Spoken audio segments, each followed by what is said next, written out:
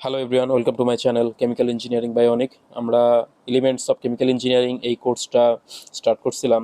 তো প্রিভিয়াসলি আমরা এই প্রসেস অ্যান্ড প্রসেস ভ্যারিয়েবলস চ্যাপ্টারের যে যেই চারটা ইম্পর্ট্যান্ট যে ভ্যারিয়েবলগুলো ছিল তার মধ্যে আমরা এই ফ্লো রেটেরটা পড়ছিলাম। ঠিক আছে, আজকে আমরা এই প্রেশার যেটা আছে না,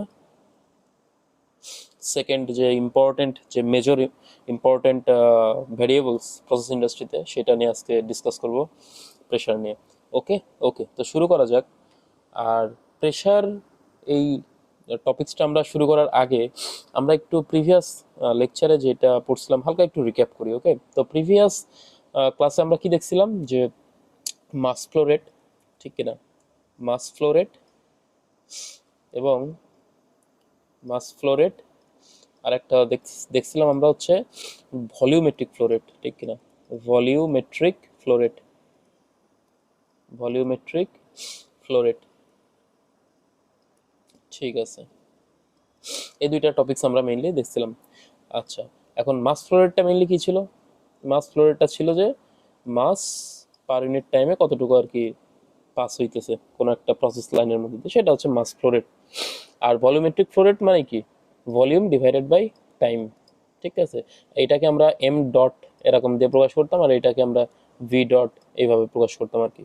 ওকে, আচ্ছা, এইবার যে বিষয়টা এখানে আমি এই যে এইখানে দেখো, এই চিত্রটা কি, এটা একটা মাস ফ্লো মিটার। এটার মাধ্যমে আমরা কি করতে পারি যে কতটুকু মাস মানে একটা লাইনের মধ্যে দিয়ে পাস হচ্ছে প্রতি আওয়ারে বা প্রতি মিনিটে প্রতি সেকেন্ডে, এটা আমরা এটার মাধ্যমে ক্যালকুলেট করতে পারি। ওকে, এটা একটা ম্যাগনেটিক ফ্লো মিটার।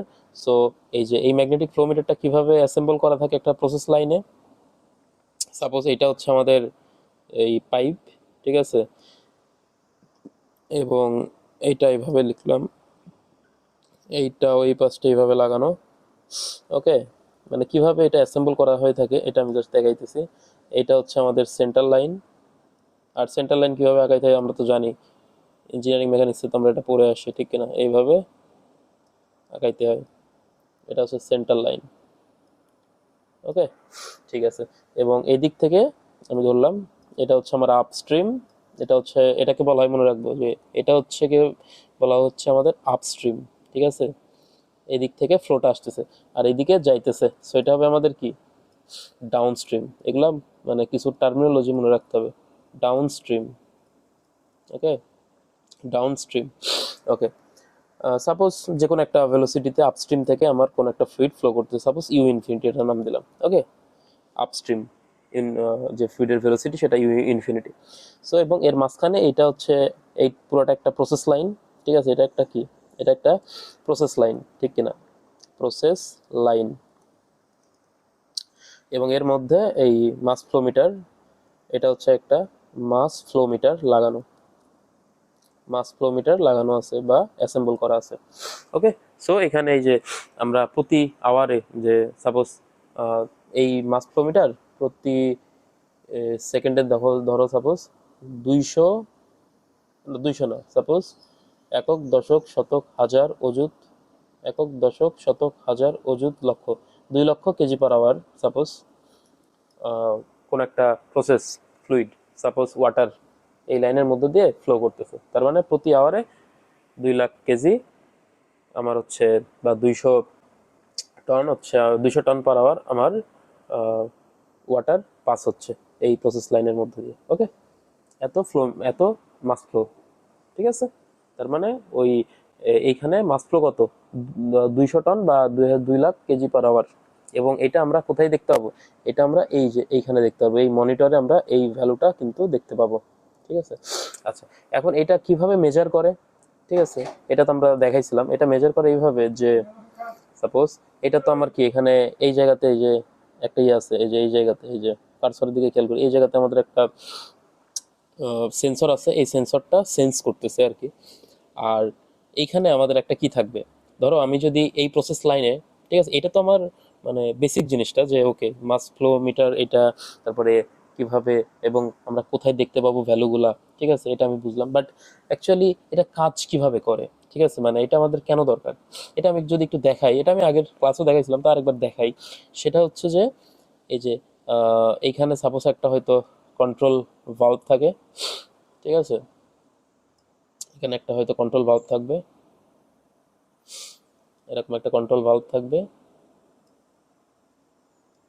ঠিক আছে, এরকম একটা কন্ট্রোল ভালভ থাকবে, এবং এখান থেকে যে কতটুকু আমার হচ্ছে মাস, মানে মাস মাস ফ্লো হইতেছে সেটা মেজার করে এখান থেকে সেটা হয়তো বা একটা কি কাকে দিবে, সেটা হচ্ছে আমাদের একটা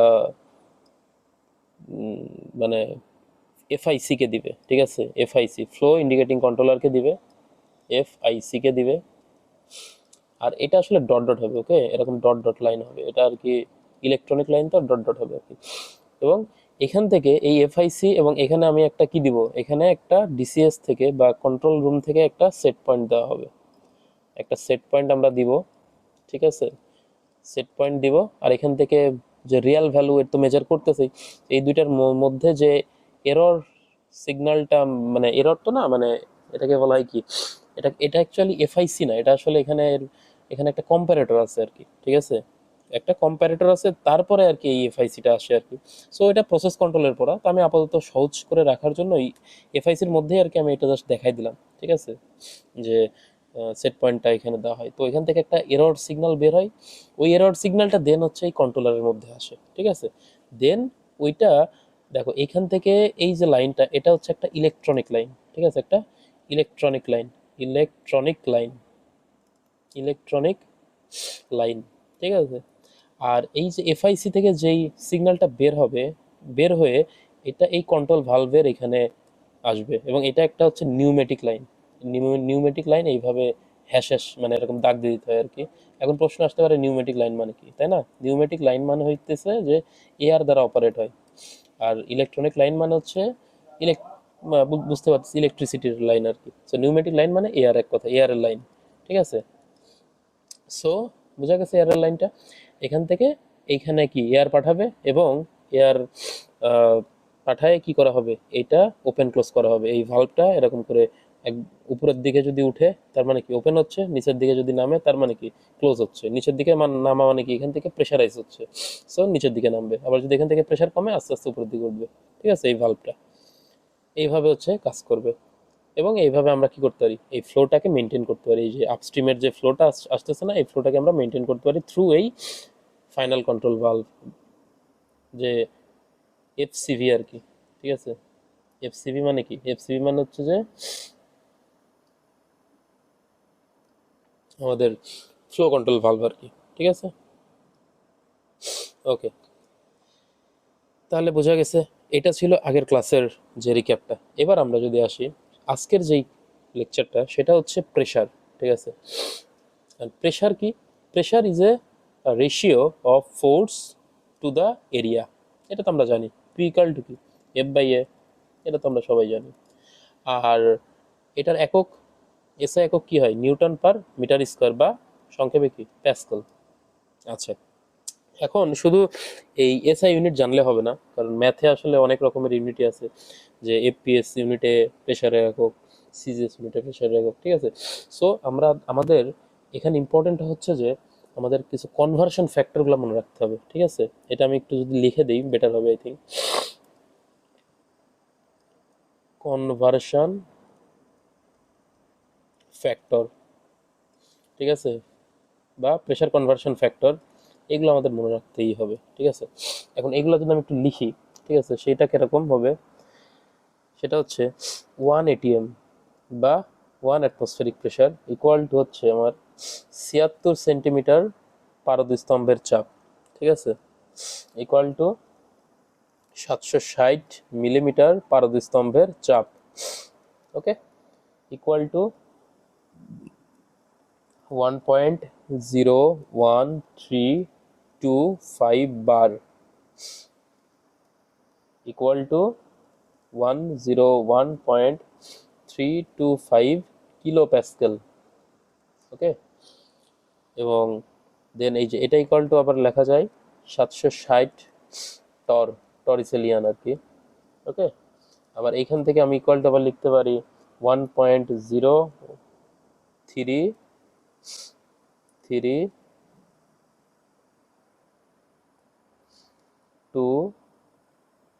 KG per centimetre square. Okay, equal to 10.33 metre H2O। Okay, মানে এত মিটার পানির চাপ। এইভাবে আমরা এই কনভার্সন ফ্যাক্টরগুলো মনে রাখতে পারি, ম্যাথের জন্য আমার কিন্তু লাগবে এগুলো।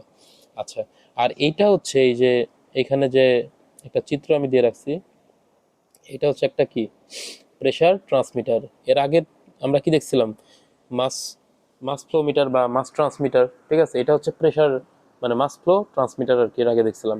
আর এইবার আমরা এটা এখানে যে চিত্রটা দেখতেছি এটা হচ্ছে একটা প্রেসার ট্রান্সমিটার। এই প্রেসার ট্রান্সমিটারও সেম একটা লাইনে কিভাবে অ্যাসেম্বল করা হয়ে থাকে বা কিভাবে এটা লাইনে লাগানো থাকে, সেটা হচ্ছে যে একটা প্রসেস লাইন থাকবে, এই প্রসেস লাইনের মধ্যে, আচ্ছা এটা যদি আমি একটু মুছে দিই এবং তারপরে যদি একটু লেখার ট্রাই করি, এরকম থাকে যে সাপোজ এরকম একটা প্রসেস লাইন থাকবে, ঠিক আছে, এরকম একটা প্রসেস লাইন থাকবে, এই প্রসেস লাইনের মধ্যে এইটা কি করা থাকবে, অ্যাসেম্বল করা থাকবে এইভাবে, ঠিক আছে। এটা এটা হয়তো সেন্টার লাইন, ঠিক আছে, এইভাবে দেওয়া থাকবে। আর এখান থেকে আমরা মানে রিডিং পাবো আর কি। এবং সেম এখান থেকে আবার ওই যে এখানে কি যাবে, এখানে এরকম ইলেকট্রনিক লাইন, এরকম dot dot dot electronic line হবে, এটা তারপরে পিআইসিতে যাবে, প্রেশার ইন্ডিকেটিং কন্ট্রোলার, ঠিক আছে। তারপরে এখানে আমরা সেট পয়েন্ট দিব এসপি, ঠিক আছে। এরপরে এই এসপি থেকে একটা নিউমেটিক লাইন বের হবে, এর আগের মতোই নিউমেটিক লাইন বের হয়ে এখানে হয়তো একটা প্রেশার কন্ট্রোল ভালভ থাকতেও পারে, নাও থাকতে পারে, ঠিক আছে। সো আমি ধরলাম আছে, এই প্রেশার কন্ট্রোল ভালভের এখানে এই নিউমেটিক লাইন কি করবে, এখানে এয়ার পাস করবে, এদিক দিয়ে এয়ার পাস করাবে। এবং কি ধরনের এয়ার, এটাকে বলা হবে ইনস্ট্রুমেন্ট এয়ার, ঠিক আছে। এই এয়ারটা হবে কি ধরনের এয়ার, ইনস্ট্রুমেন্ট এয়ার। এগুলো আসলে সব হচ্ছে আমি এখন যেটা মানে বুঝাইতেছি এইটুকু, এটা আসলে প্রসেস কন্ট্রোলের পড়া, যেটা ফোর্থ ইয়ারে পড়ানো হয়। এমনি জাস্ট হালকা করে যাতে টাচ দিয়ে রাখি যে কিছু কিছু ওয়ার্ড টার্মিনোলজির সাথে যাতে আমরা একটু পরিচিত হয়ে থাকতে পারি, এটা হচ্ছে ইনস্ট্রুমেন্ট এয়ার দেওয়া হয় আর কি। ময়েশ্চার ফি ইনস্ট্রুমেন্ট এয়ার থাকে। ওকে, ফিল্টার করে আর কি এই এয়ারটা কী করা হয় আর কি, এয়ার সেপারেশন ইউনিট থেকে এই এয়ার প্রডিউস করা হয়।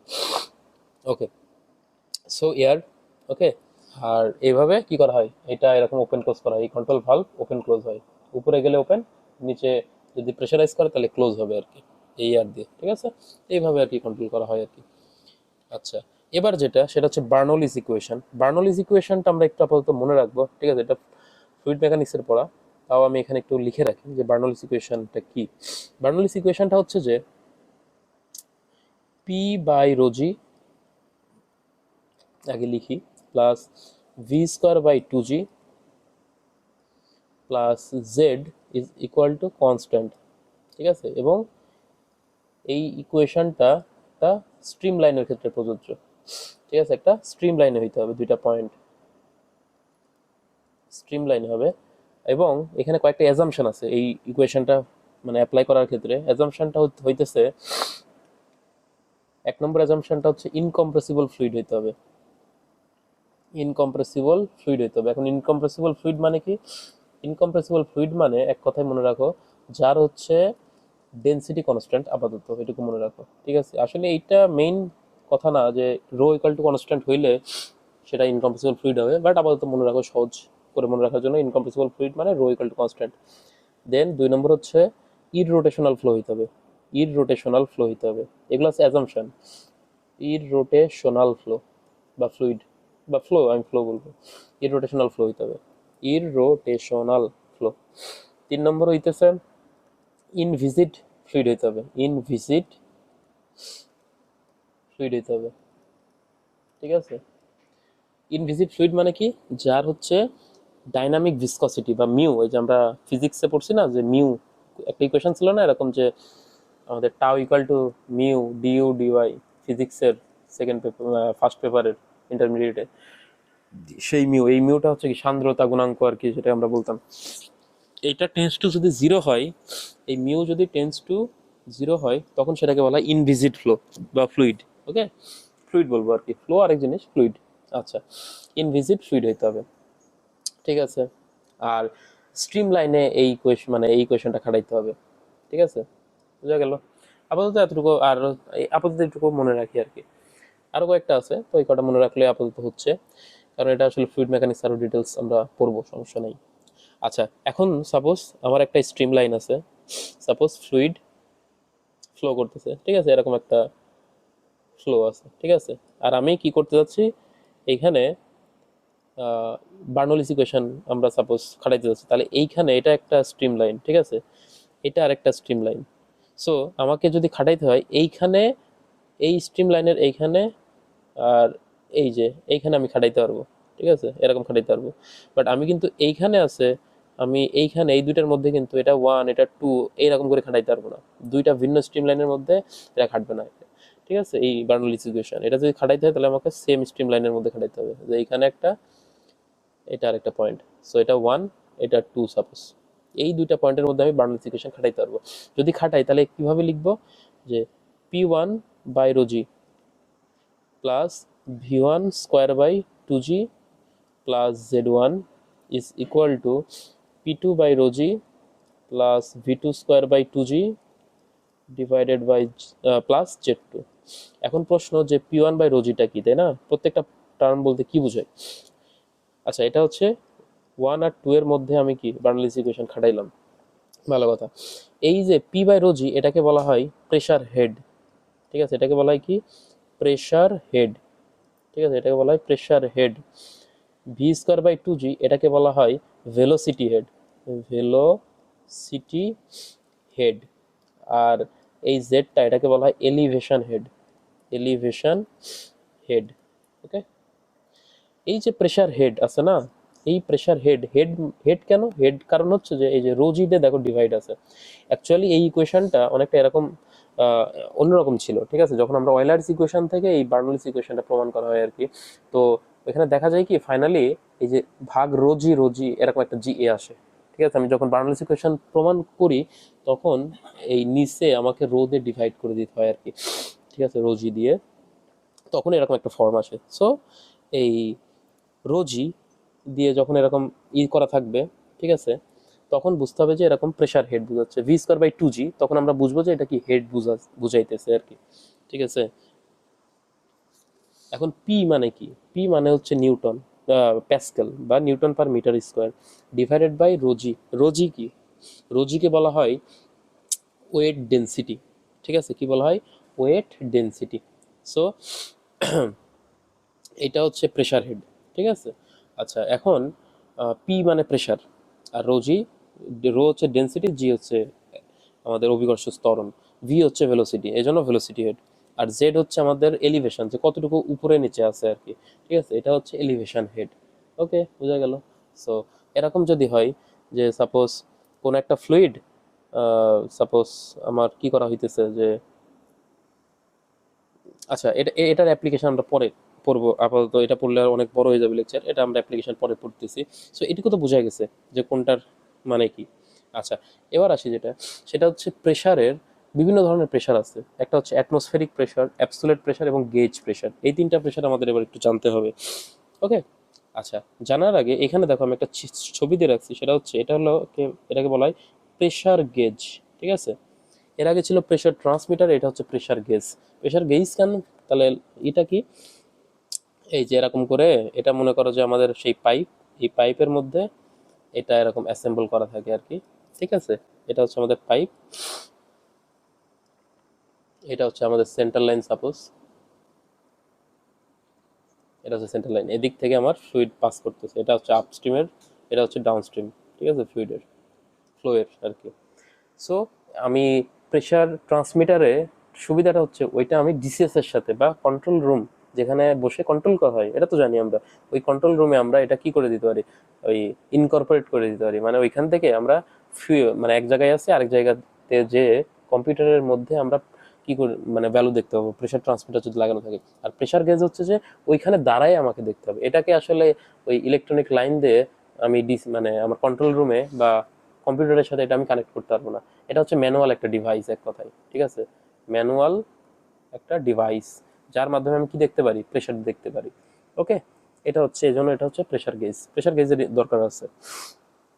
আচ্ছা, যাই হোক, এটা যাতে আমরা চিনতে পারি যে এটা একটা প্রেশার গেজ এবং এটা কোন ইউনিটে দেওয়া আছে, দেখো এই যে এমপিএ, তার মানে মেগা প্যাসকেল পিএসআই।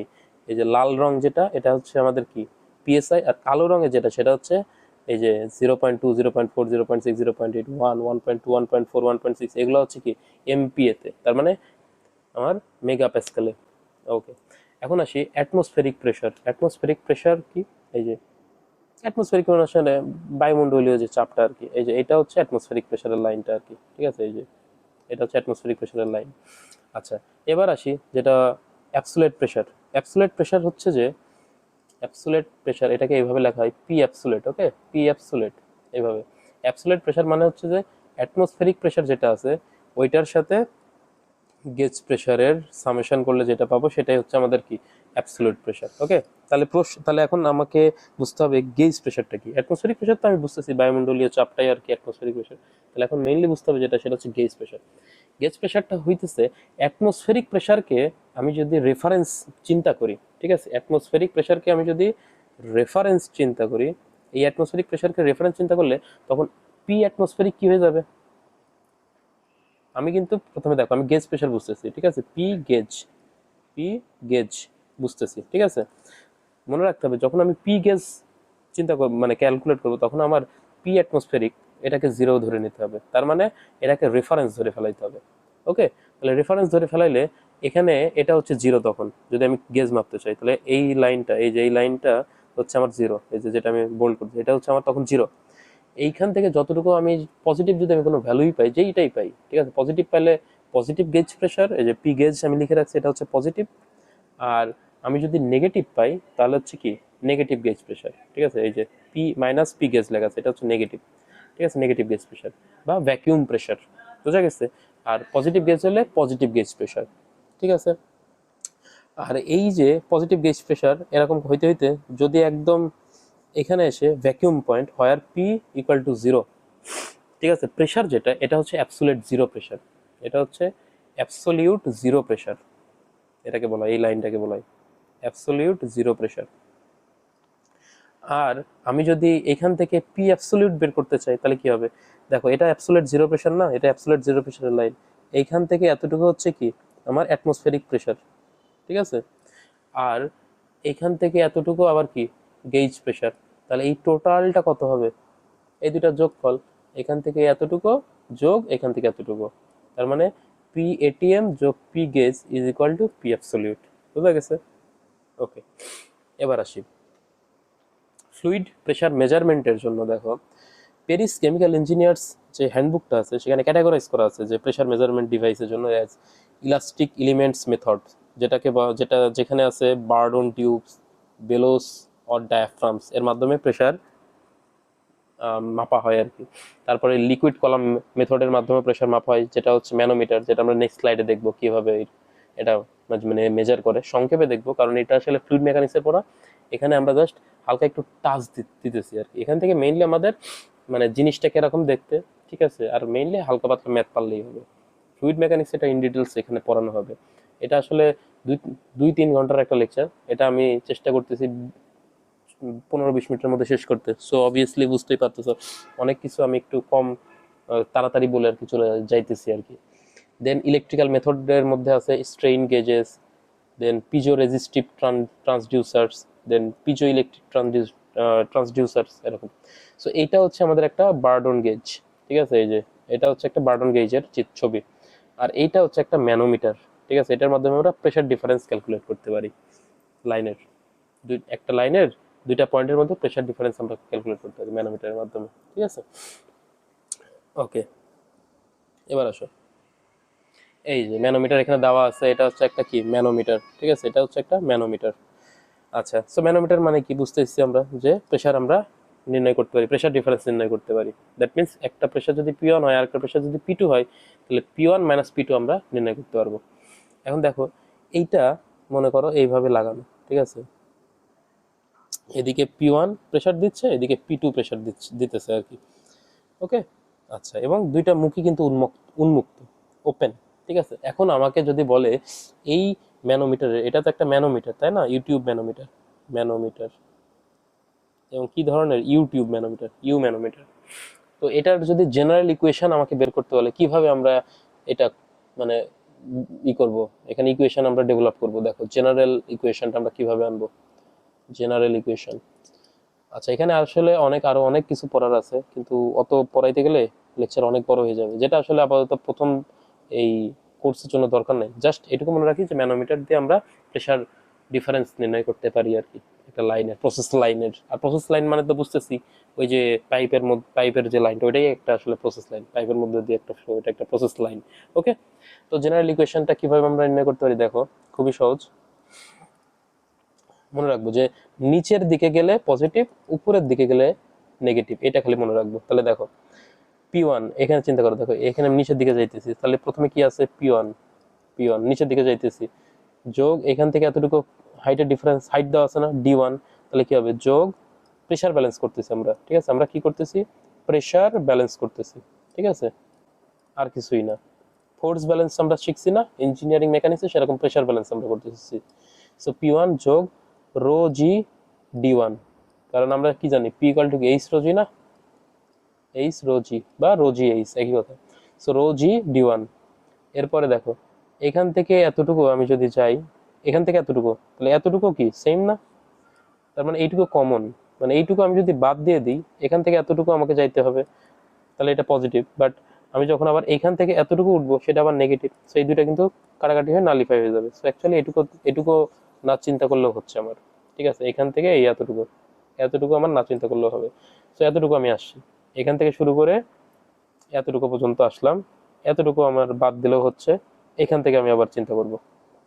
এবার উপরের দিকে উঠতেছি, উঠতে উঠতে এই এতটুকু উঠলাম, তাহলে কি এতটুকু হাইট, সেটা হচ্ছে মাইনাস, হাইটটা হচ্ছে আমাদের কত বলতো, হাইটটা হচ্ছে আমার এইচ।